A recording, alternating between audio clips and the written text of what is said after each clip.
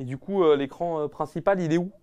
Bonjour à tous et bienvenue dans Tech Break, votre rendez-vous high-tech par 01net.com. Et l'actualité de cette semaine, on la doit à Xiaomi. Ce que vous venez de voir, c'est le Mi Mix Alpha, c'est un smartphone dont l'écran fait quasiment tout le tour du téléphone. Il a été annoncé en début de semaine par Xiaomi et on a pu avoir quelques petites infos dessus. Dedans, il y aura l'un des processeurs les plus puissants du marché, 12 Go de RAM et 512 Go de stockage. Côté photo, il y aura un module avec un triple capteur dont une lentille de 108 mégapixels. Plutôt mignon. Ce qui nous inquiète nous un peu, c'est plus la batterie vu la taille de l'écran et tout ce qu'il doit afficher, mais Xiaomi veut rassurer un peu tout le monde en disant que le téléphone pourrait tenir jusqu'à 2 jours, ce qui serait plutôt pas mal. Bon, quel est l'intérêt d'avoir un écran tout le long du smartphone? Vous auriez vos notifications sur le côté, vous pourriez avoir des fonctionnalités un peu sympas comme recharger votre téléphone comme vous pouvez le voir au-dessus, et si vous voulez vous prendre en selfie, vous auriez juste à regarder le dos de votre téléphone.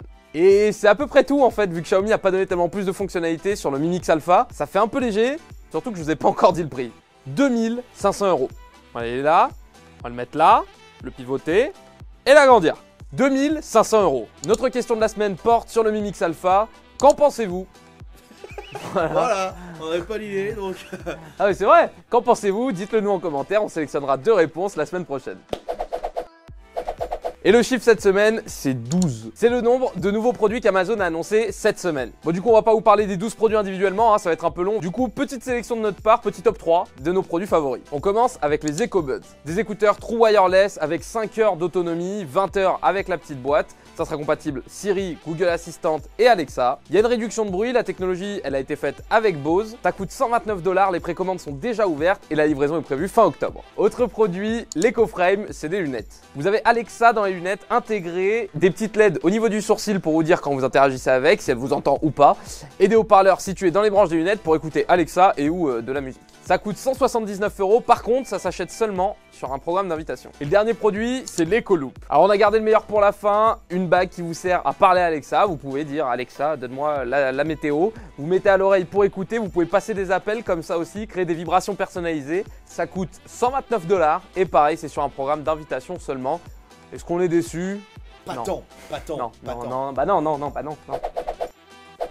Et place au concours, la semaine dernière, on vous a gagné une enceinte JBL et c'est Maelka qui l'a gagné. Bravo à toi, va voir ton commentaire pour voir comment récupérer ton cadeau. Et cette semaine, on vous offre un tracker pour votre vélo de chez Invoxia, le Bike Tracker. Ce produit vous permet de mettre un tracker GPS sur votre vélo et de le suivre via une appli. Si vous voulez participer, ça se passe évidemment dans les commentaires et c'est réservé à nous abonner sur YouTube.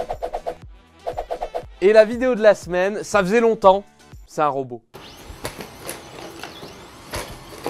Pas n'importe quel robot, c'est celui de chez Boston Dynamics. Vous connaissez sûrement cette entreprise et vous avez sûrement vu déjà ce qu'ils ont fait, comme Spot, le petit chien. Là, on va pas parler de Spot, on va parler de mon petit chouchou, c'est Atlas. On l'a vu pour la première fois en juillet 2013, il ressemblait à ça. En 2016, on découvrait une vidéo dans laquelle il portait des colis, il se faisait pousser de partout, mais il restait quand même debout, c'était plutôt stylé. En 2017, il faisait du parcours, ça aussi, c'est vraiment pas mal. En 2019, il est capable de faire des roulades sautées, des tours sur lui-même, des ATR challenge. Enfin bref, il aurait une meilleure note en gym que tout le monde.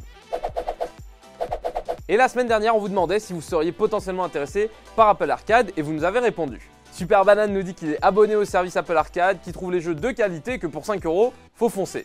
Merci pour ton super commentaire. Et pour Max Monster, Apple Arcade a l'air très intéressant, mais Netflix lui prend tout son temps. Alors ça, c'est vraiment un autre problème. Merci à tous pour vos commentaires, c'était super intéressant. Dans l'ensemble, vous étiez plutôt contents d'Apple Arcade du coup. Et c'est la fin de cet épisode de Tech Break. Merci à tous de l'avoir suivi. Pensez à laisser un petit pouce bleu si l'épisode vous a plu, ça vous permet de savoir ce que vous en pensez. À laisser vos avis dans les commentaires, on lit tous les commentaires. Et moi, je vous dis à la semaine prochaine, rendez-vous ici. Salut!